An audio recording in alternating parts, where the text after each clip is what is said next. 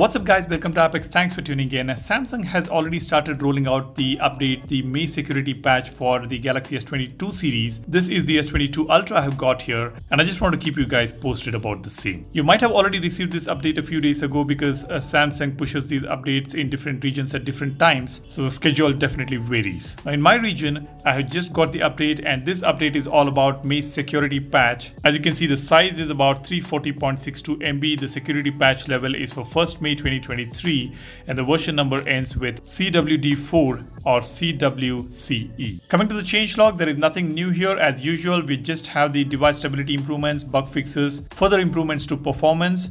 I have already checked the system. There is no new features being added here. But yes, as far as stability and smoothness is concerned, it seems to be doing pretty good. No stutters, no lags. It is as good as brand new phone. Even after multiple updates, it's performing pretty well. And I did not face any issue with the battery. But due to the chipset or due to the optimization on the phone, the battery performance is not as good as the S23 Ultra. The S23 Ultra battery performance is much better. But as far as this phone is concerned, there is no issue at all.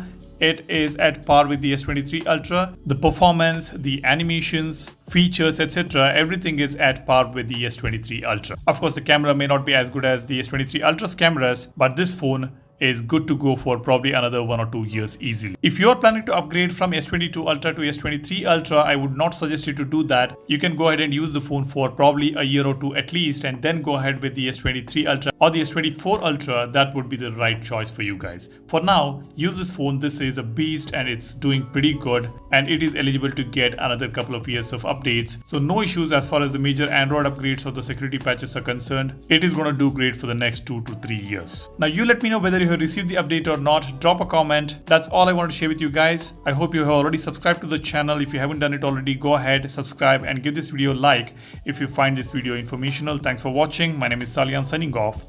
Cheers. Bye-bye.